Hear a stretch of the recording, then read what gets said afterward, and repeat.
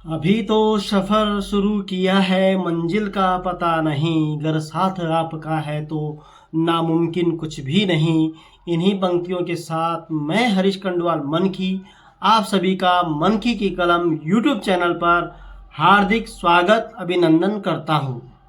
साथियों, गेंद मेले की सीरीज में आज लेके चलते हैं हम आपको डाडा मंडी। डाडा मंडी का भी गेंद मेला काफ़ी प्रसिद्ध है, काफ़ी रोचक है, काफ़ी जाना माना जाता है। इस क्षेत्र में दो ही गेंद मेले प्रसिद्ध ज़्यादा हैं, वह है थल नदी और डाडा मंडी। थल नदी गेंद मेले की शुरुआत पहले होती है, उसके बाद डाडा मंडी की गेंद की मेले की शुरुआत बाद में होती। इसके पीछे क्या कुछ कहानी है और थल नदी से ही प्रेरणा लेकर डाडा मंडी गेंद मेले का शुरुआत हुई। बहुत रोचक इतिहास है और बहुत रोचक जानकारी है आज की वीडियो में। बने रहिएगा, आज की पूरी वीडियो तक देखिएगा क्यों डाडा मंडी गेंद मेले की शुरुआत होती है। पौराणिक कथाओं में अलग अलग, कोई कृष्ण से जोड़ता है, कोई महाभारत से जोड़ता है।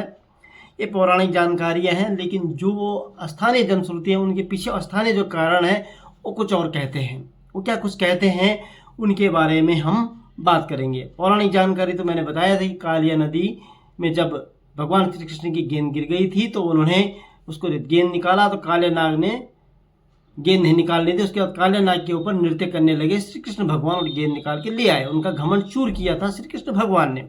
ये कहानी तो है। दूसरी कहानी ये जोड़ी जाती है, पौराणिक जो है वो थल नदी में वह जोड़ी जाती है कि यहाँ पे इनके कौरवों पांडवों ने मल्लयुद्ध सीखा था। खैर, ये अलग अलग लोग जोड़ते हैं इन कहानियों को, लेकिन जो थल नदी की गेंद मेले की जो कहानी है वह है गिदोरी देवी के ऊपर, कि जो नाली खाल की बेटी थी और कस्याली में ब्याही थी, अपने मायके जा रही थी, छीना झपटी में उसकी मौत हो जाती है और उसकी याद में थल नदी में गेंद मेला मनाया जाता है।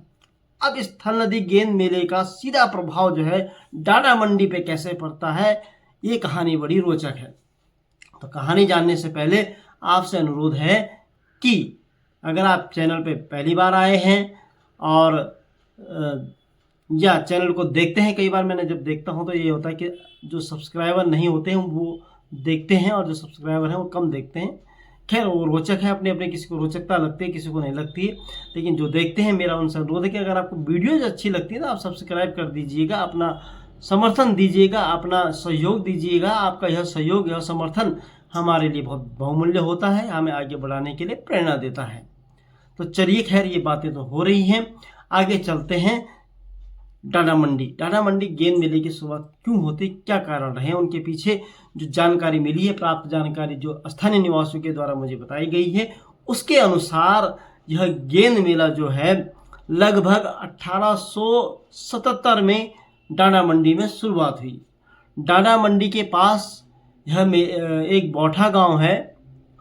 बौठा गांव के निवासी थे छवाण राम तिवारी जी। श्री छवाण राम तिवारी जी बौठा गांव के निवासी थे और उनकी 3 पत्नियां थी, वह व्यापारी थे। उनमें से एक पत्नी का जो मायका था वो डबराल सिंह पट्टी में था, जो थल नदी से काफ़ी नज़दीक था। और जो तीसरी पत्नी जो थल नदी के डबराल सिंह पट्टी की थी, वह हर साल गेंद मेले देखने आया करती थी। और वह जब गेंद मेला देखने के बाद जाती थी, अपने मायके से जाती थी, तो गेंद मेले की काफ़ी तारीफ करती थी। एक बार छवाण राम व्यापारी था, पैसा था, आ गया, उन्होंने कहा मैं भी देख के आता हूँ भाई कैसा गेंद मेला होता है। तो वो थल नदी पहुँच जाता है। थल नदी वो गेंद मेला देखता है तो 2-3 दिन वहीं रह जाता है और गेंद मेले का आनंद लेता है। वो सोचता है यार, फिर वो पूरी गेंद मेले की जानकारी लेता है कि अजमेर और उदयपुर पट्टी के मध्य हो रहा है। तो वो दिमाग में सोचता है कि यार हम भी लंगूर और भटपुड़ी के मध्य इस गेंद मेले को आयोजित कर सकते हैं। और उसके दिमाग में वह डाडा मंडी क्षेत्र, वही नदी जो बलागढ़ गाड़ है, वहाँ पे बलागढ़ नाम की नदी है, वहाँ पे जो सर्दियों में सूखी रहती है, वहाँ पे गेंद मेला आयोजित किया जा सकता है। वो सोच के आया और उसने निश्चय के लिए, व्यापारी भी था, उसके लोग पैसे वाला था, तो उसका भी अपना रुतबा था। उसने बात रखी लोगों के बीच, उसने बताया कि ऐसे ऐसे खेलना है, ऐसे ऐसे गेंद बनानी है। तो अगले साल 1877 के लगभग उसने डाडा मंडी में गेंद की शुरुआत कर दी और यह साल चलती रही। धीरे धीरे नियम बदलते रहे, होते रहे। तो अब भी क्या होता है कि जो दाना मंडी का गेंद मेले होता है वह भटपूर पट्टी और लंगूर पट्टी के मध्य होते हैं। दोनों तरफ से लोग आते हैं, अपने अपने झंडा अपने अपने निशान लेके आते हैं, ढोल दमाओं के साथ आते हैं और दाना मंडी में गिनती कौथिक करते हैं। गेंद को बीच में रखा जाता है। भटपूर पट्टी के लोग अपनी सीमा की तरफ ले जाते हैं, लंगूर पट्टी के लोग अपनी सीमा की तरफ ले जाने का प्रयास करते हैं। जैसे मैंने पहले वीडियो में बताया कि इसमें संख्या कोई सीमित नहीं होती है, असंख्य होते हैं। बस छीना झपटी जोर आजमाइश का यह गेम है, सारा खेल उसमें है। जैसे इंग्लैंड में रग्बी खेला जाता है ऐसे ही यह उत्तराखंड का रग्बी कहा जा सकता है। खैर, दाना मंडी के बारे में एक और थल नदी के बारे में एक जनश्रुति भी और है जो मैं बताना चाहता हूँ। इसमें कहते हैं, जो हमें लोग प्राचीन लोग बताते हैं, पुराने लोग बताते हैं, अक्सर सुनने में आता है और यह अंग्रेजों के टाइम पे यह मान्यता रही होगी। कहते हैं कि थल नदी और दाना मंडी में जो है, अगर गेंद खेलते हुए अगर गेंद को छीना झपटी में अगर किसी की मृत्यु हो जाती है तो वह अपराध नहीं माना जाता था। और थल नदी के बारे में कहते हैं कि यहाँ 5 लाशें तक माफ थी, वहीं दाना मंडी में 7 लाशें माफ थी।